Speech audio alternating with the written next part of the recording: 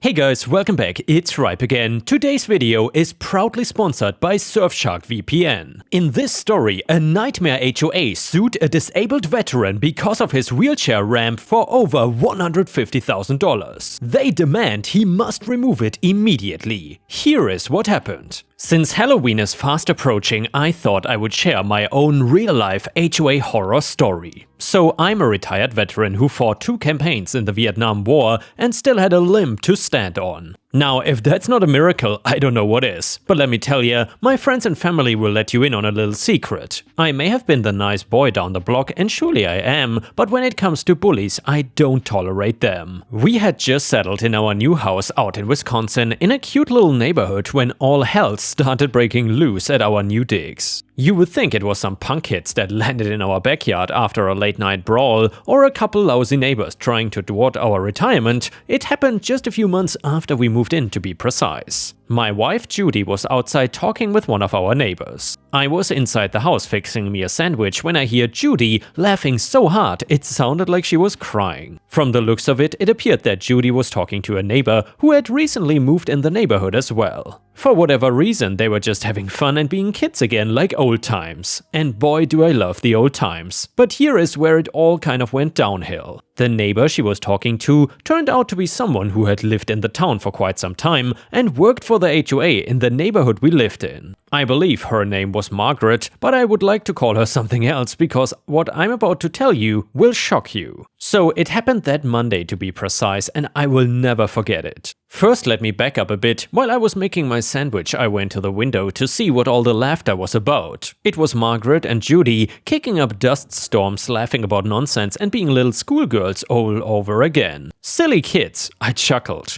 When I went back to finish my sandwich, I heard a loud blood-curdling scream from outside. Fearing the worst, I rushed to the window, my heart pumping. You must also understand that I have severe PTSD and trauma not only from the Vietnam War, but also from the encounters in the last neighborhood we lived in. People there, for some reason, really despised veterans and the military in general, and one of those neighbors stalked us for years to threaten and intimidate us. That is why I take privacy extremely seriously. And well, Ripe stars, just like good old Jimbo in the story, privacy is a big concern for me as well. As you might know, in the past I was attacked by a certain subreddit and it was really scary. It was like a mob holding pitchforks was after me. Back then I used a VPN to hide my identity and stay safe. Therefore, in this video I teamed up with Surfshark VPN to allow you to do the same. With Surfshark VPN you can easily hide your IP address and encrypt all data that you send and receive. You can easily switch regions to over 100 plus other countries in the world on unlimited devices. So this means not only your true IP address and identity is hidden, in my case I don't have to be afraid of getting doxxed by Karens, and it also means that you can get around any annoying geolocation blocks. As you are aware, I currently live in Thailand and many of the sites I'm accessing to find these daily stories for you are blocked. Some of them are only available to EU member countries, others only for people in the US. With Surfshark VPN I can change my location in a matter of seconds and access any content I wish, including one of my favorites, American and European shows on Netflix which are not available in Thailand. Surfshark has an amazing offer right now. If you sign up at surfshark.deal/ripe or just scan the QR code on the screen, you will receive 3 months free when purchasing a plan and have a 30-day money-back guarantee if you don't like it. This allows you to try out this awesome service without any risk. It turns out Margaret was bent over helping my wife up as she had fallen over. I looked outside and noticed that the ramp I used to get inside our place was all messed up and cracked. I had no idea what had happened, just the other day it was working fine. Now I will tell you that there's been times that the ramp has shifted a little bit while I was going up it. I've been disabled for quite some time now and I have to use a wheelchair to access the driveway and the front door. It stinks, but sure better than having one of your legs blown off. I've been blessed beyond measure, but this was just one of those incidents that left me feeling a little bent out of shape, like someone took a gut punch to you. I will never forget that day though. Judy was laying there all bloodied up and sore from the fall. She had multiple bruises and the ramp somehow got shifted out of place. "What happened?" I yelled from the doorway. "I accidentally fell. Get me my cane." I knew this was gonna be a mess. I strolled outside with my wheelchair, and as I put it in park, Margaret comes running up to me and starts apologizing for such and such. I had no idea what she was talking about. Just a few minutes ago, her and my wife were reciting lines from Happy Days and laughing up a storm. I was thinking everything was okay. Not really though. It turns out that the ramp was moved in such a way that Judy ran over the gap too hard and landed face down on the concrete. Somehow that damn ramp had moved over 4 inches, enough for her to fall very hard. I was bewildered and in shock. I thought to myself, who could have moved this thing that much? The next day, after we examined Judy some more and she got her head on straight after the fall, we went outside to refill the bird food and water some plants on the porch. We noticed too that the ramp had been cracked open a few feet. What the hell? I screamed. What the hell is this? I looked at the ramp all cracked open and missing pieces everywhere. I did not hear any noises the night before, and surely there's no way Judy could have done this while crossing over it before the fall. This had to be the work of somebody's doing, I thought to myself. That day, I searched around for clues as to what happened. Judy did not mention anything about there being a cracked board where it could have split open. And our friendly new HOA lady Margaret did not have much to say either. So I called a few people to try and get them to come out and fix this thing. But nobody could do it for under $500. That's when I called the local Boy Scout troop out here and got a hold of the leader. It turned out that they could fix it by the weekend and the boys could earn a new badge or something for their building arts category. It was a grand gesture for them to do that, but to this day I've been a little fed up with what all went down after that. It turns out that the whippersnapper Margaret was not all fun and jokes like she cracked up to be at first. Later that week, after the ramp was built, we enjoyed spending time going up and down it with ease and having some of the Boy Scouts over for sweet tea and apple pie. We wanted to thank them for all the hard work they did and the dads that came out and built not only a solid, stable ramp, but one that extended out to the driveway by 5 more feet. That way I could get in more easily to the car and did not have to pop my wheelchair tires every time I went over the damn curb.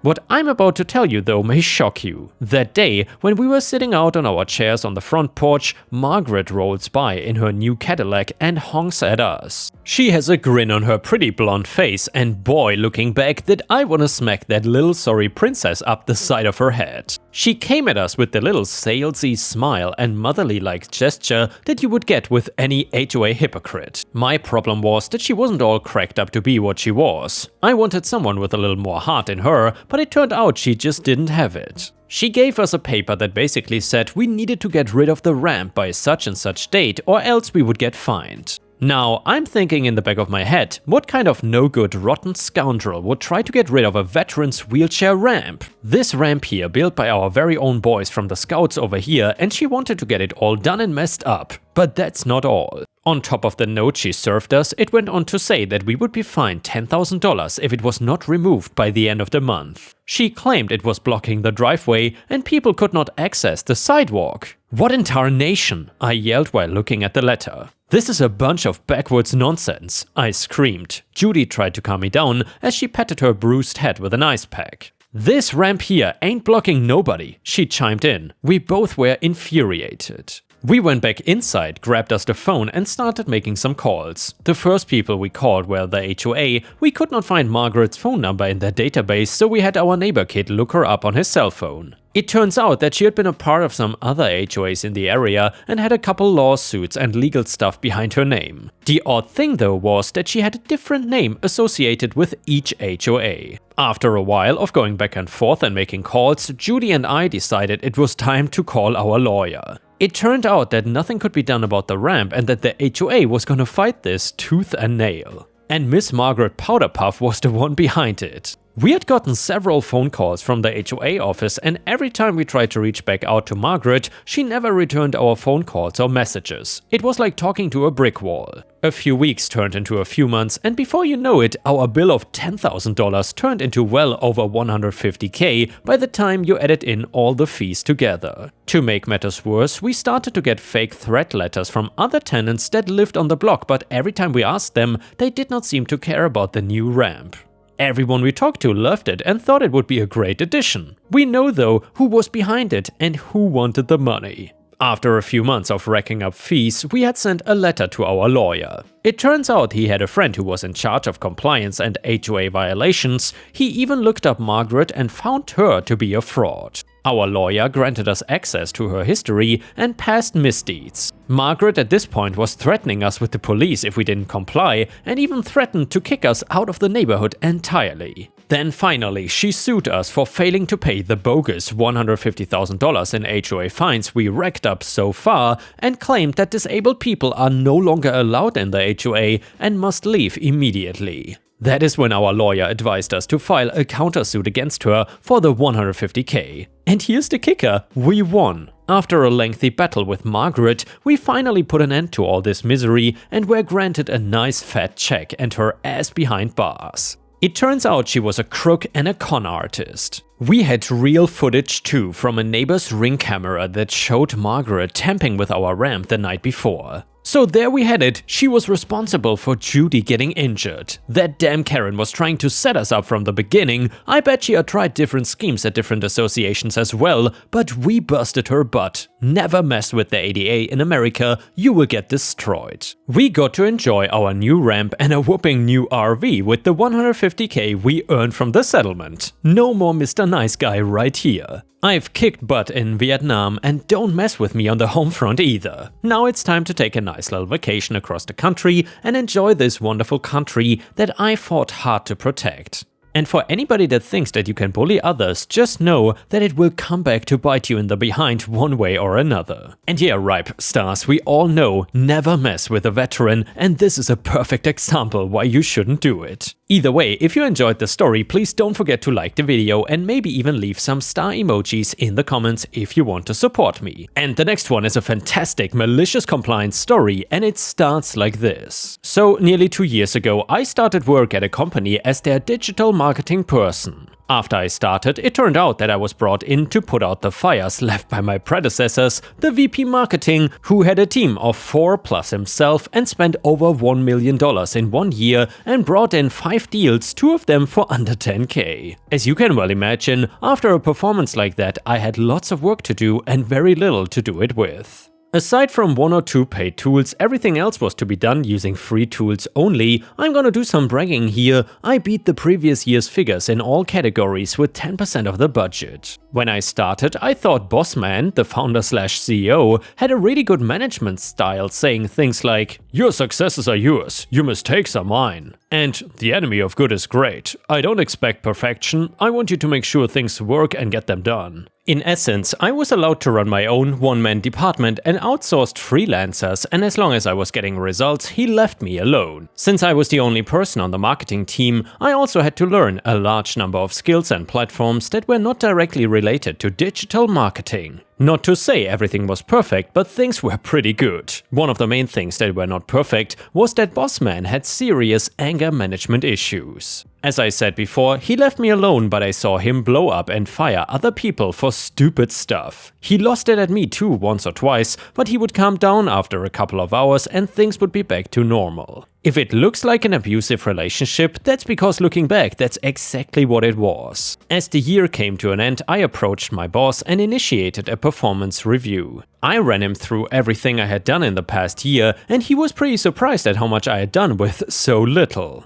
I asked him for a raise, pointing out that I was currently making $8,000 per month in local currency. The average is $4,500 per month, when people with my now augmented skill set were making usually between 13 to 14K per month. So I asked him for 12K. He said he would get back to me, but never did. Every time I asked him about my raise, he had another excuse. After the last excuse, I began looking for something else. The other day we had a meeting, and it turns out that 2 months ago I made a mistake. It was not a critical mistake, and it was rectified within a few hours of discovering the mistake. No harm or damage was caused whatsoever to the company, but the boss man flippin' lost it. I mean, slamming on tables, yelling for the whole office to hear, what have you. Then he said the magic words, "Pack your things up and go home. Think about whether you want to keep working here." So that's what I did, and 10 seconds later I said, No, I don't. I started packing my stuff up while he turned an even deeper shade of red and got even louder at me. I did not answer him at all and just kept on packing up my things and saying goodbye to my colleagues. It turns out that being ignored really pushed his buttons to the point where he started threatening to call security to have me removed while I was actively removing myself already and my things from the office. So here is the part where it gets beautiful. My country is very strict on employees' rights. Sorry Americans, I feel your pain. His words and behavior are considered an improper dismissal. By law, he is required to give me 30 days notice of dismissal, which he didn't.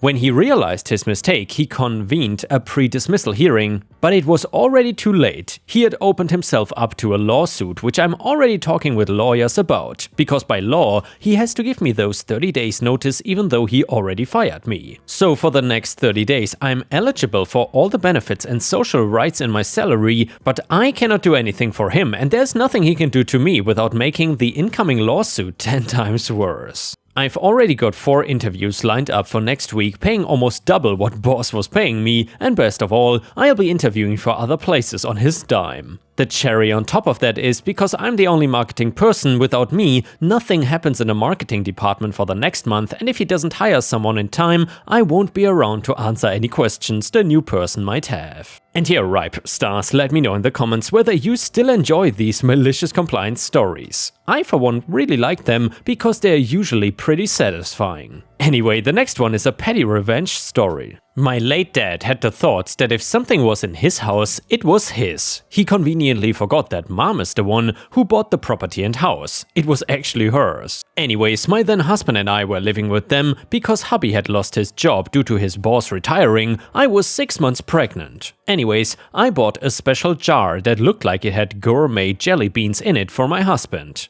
I put it on the counter and told Dad not to touch it, that it was a gift for my husband and that I would be right back to wrap it up. I then went to get the supplies and had just come back into the kitchen with the needed supplies. I heard my dad mutter, "It's my house." I did not try to stop him as I put my supplies on the counter and just watched him. He smirked at me and should have realized that something was very wrong. Mom, who was there drinking her coffee, smiled. She knew but kept her mouth shut. He opened the jar and his high-pitched girly scream and the massive jump that caused to fall on his ass had me laughing hard. I nearly collapsed to the floor. He was then holding onto his chest and breathing hard. A snake had jumped out along with confetti. He glared at me and called me a bitch, which just had me laughing harder. Mom told him, when she tells you not to touch something, you should know by now not to touch it. That it's meant to scare the crap out of someone. And by the way, this place is my house since I bought it with my money. I just let you live in it. I then cleaned everything up and put it back in and wrapped it up. When hubby got home, he looked defeated. I gave him his gift, his eyes lit up and he eagerly opened it.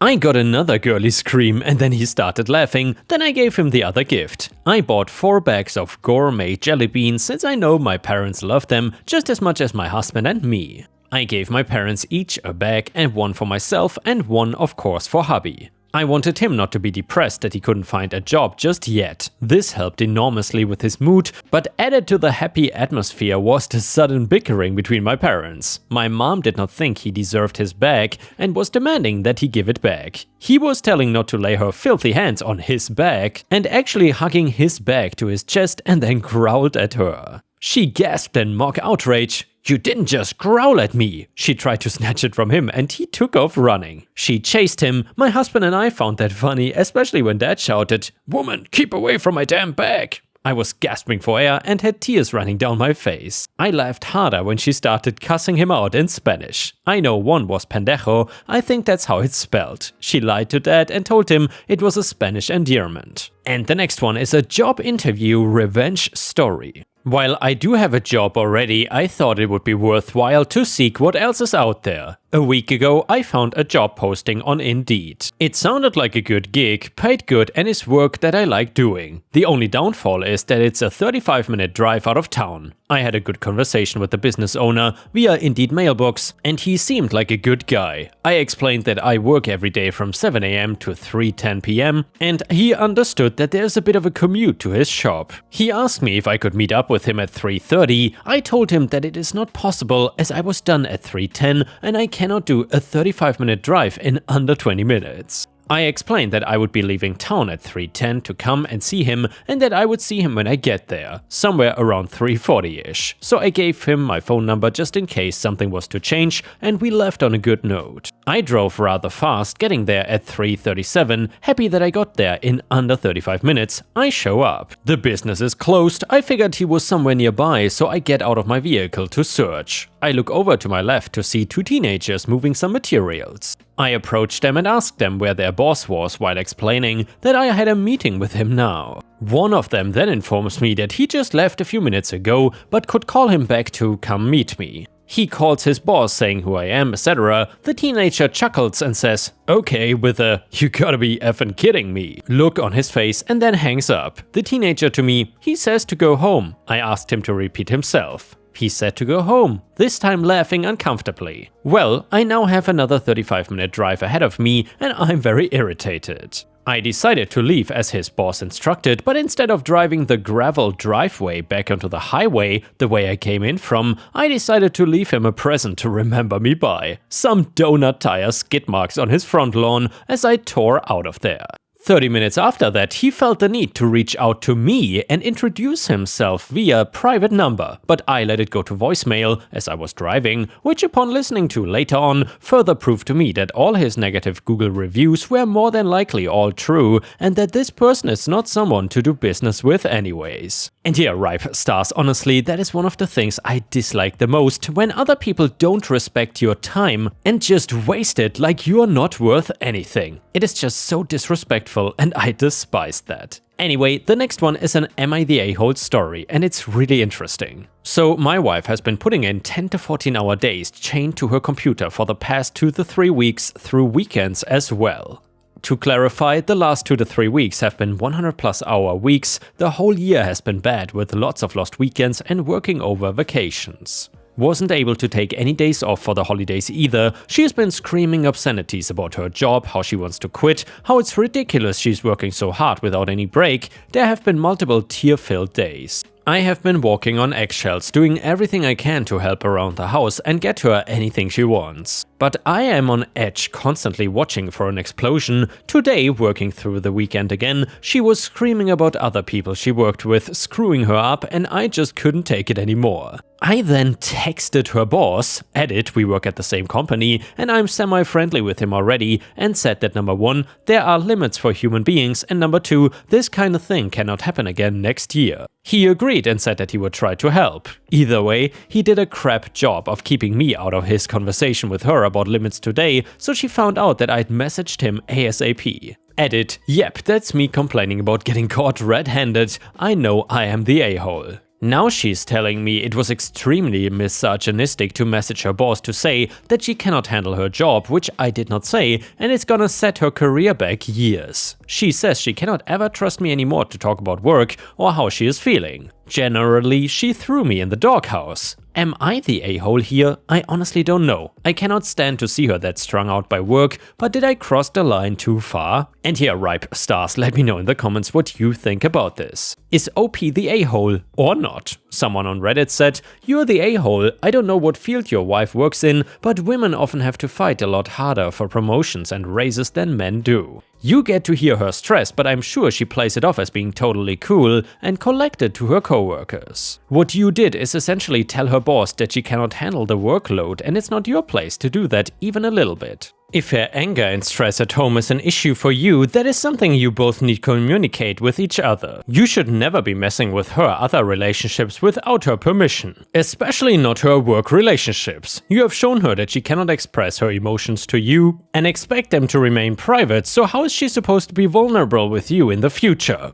Comment number 2, you're the a-hole. Getting in touch with her boss like that sends so many implicit messages that your wife is unable to express or stand up for herself that it's likely to be extremely embarrassing at the very least and career damaging at the worst. And here, ripe stars, as I said, let me know what you think about this in the comments. The next one is a malicious compliance story. I used to work at a grocery store back in 2016. I was 16 or 17 at the time. I don't work retail anymore, but I wanted to share this story I still remember to this day. It was a pretty normal night right before the end of my shift. I was one of the few closers at my store, so it was just me, my supervisor and a cashier. I worked the self-checkout and customer service desk. My supervisor had just collected the tills and was in the back counting, and I was starting my rounds to take back the non-perishables that were left at the registers. I also might add that our store had terrible camera placement. Basically, it showed all the registers and the supervisor's office door, which is where the safe was, which is important later.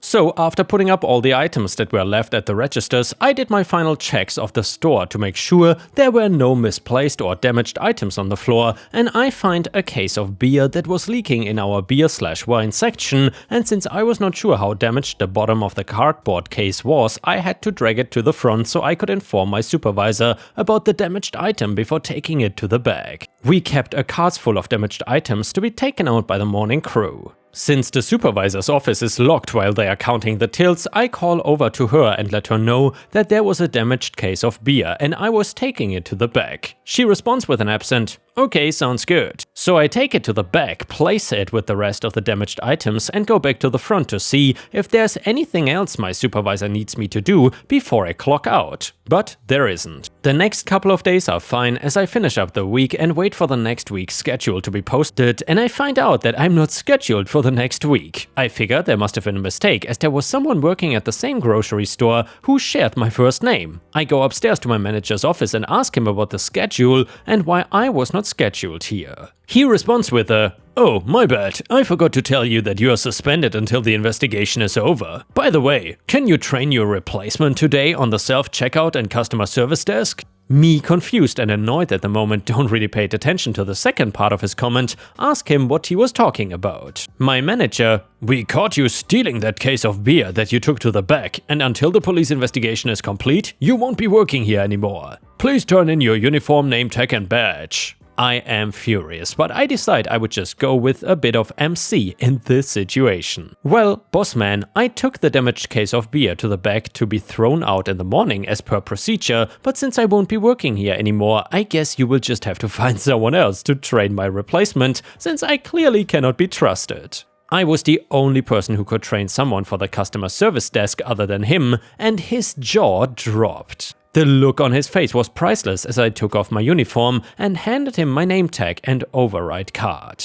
I then proceeded to walk out, get in my car and drive home. About 2 years later, I joined the army and I'm going up for a job that required a security clearance, and guess what shows up? That suspension with an unfinished police report and the tapes from the security cam. I sit there with my interviewer as we watch the tape together, clearly showing that I didn't steal anything. Needless to say, I was approved for my clearance. I then ask if I can get a copy of the tape and my interviewer agrees. It took 2 years, but I finally had the evidence I needed to sue for wrongful termination, but as the time is well over the statute of limitation, I'm unable to actually do anything about it. Either way, I decide to go pay my old workplace a visit over my Christmas block leave, and a couple people recognize me, including my old boss. He tells me that thieves like me are not welcome in his store and that I need to leave or else he would be calling the police. I told him to call them and that his claim would surely hold up when I showed them the copy of the video footage of me stealing. The store had one of my favorite muffins, and honestly, I really wanted one since they are only made there. The police got called and did nothing, and I got 3 muffins free of charge thanks to my favorite supervisor. Absolutely worth it. And the next one is titled Stupid Boss. When I was at university, a friend landed a part-time job doing networking for a really small company and asked me if I wanted in because he also had other customers and was worried he wouldn't be able to handle them all. It was easy money, 12 hours per month, to basically maintain the network infrastructure, upgrade firmware on routers, check logs, run antivirus software, and install some stuff on computers, so I said yes. The company used to fix and sell printers and printer-related stuff. It was run by 2 ladies that were friends, let's call them May and June, but the CEO in functions was May's husband, let's call him CEO Peter, who was also June's husband best friend. The rest of the company were accountant Peter, that shared the name with the CEO, some technicians that were never there, and 2 hard-working sales representatives. Basically, the accountant, technicians and sales reps were the only ones doing any work there. Even though May and June were also technically sales reps, they hardly ever made a call. May spent all day browsing browsing the internet for things to buy, her thing was shoes, and June spent all day chatting with another guy, not her husband, who also shared the name with the CEO, let's call him Third Peter, and CEO Peter spent all day watching adult videos at work. May appeared to have no problems with CEO Peter habits. I spend most of the time there trying to clean CEO Peter's computer from the myriad of viruses that he would install, browsing sketchy sites, and even when I complained a lot about it to him, he said that he didn't know why there were so many viruses and kept doing it every single day. The place was full of drama, and after a while, me and my friend would pretend to have work to do there and spend time there just for the lols. So one day, May approaches me furious, saying that she caught one of the sales reps browsing the internet instead of doing calls, and she wanted to disable the internet for the reps. I checked the logs, and the rep browsed the specs of one of the machines she was selling, a newer model she wasn't familiar with. So cue my malicious compliance. I disabled internet for the whole company. About 2 minutes later, May, June, and CEO Peter came running to the server room shouting about what the hell was happening to their internet. Accountant and sales rep pretty much never realized something changed because they were hard at work. I told them that May made me do it. She said, but just to the reps. And I told them some BS that I couldn't block a specific IP because they were assigned dynamically, so they were about to change and blah blah blah. CEO Peter was red as a tomato. He demanded to reinstate internet for everyone. I looked at June, she nodded. I looked at May, she said, "Are you sure you cannot just for them?" I said no, she exhaled. Okay then, internet is back up. So, PS, the company dissolved when June sent an email meant for Third Peter to Accountant Peter while he was looking at a thing with CEO Peter, who saw the email. That day I think we spent like 4 hours in the company, the only thing lacking was popcorn. PS2, CEO Peter made hilarious attempts to hide his adult videos usage. Once he had a CD named something like Big Breasted Gals and told me it was a kid's movie. PS3, June had a post-it note with her password at one side of the screen. And yeah guys, once again, please check out my wonderful sponsor Surfshark VPN by heading over to surfshark.deal/ripe or scanning the QR code on the screen to get 3 months for free when purchasing a plan, and you will have a 30-day money-back guarantee in case you don't like it. Thank you so much, and I hope to see you again tomorrow.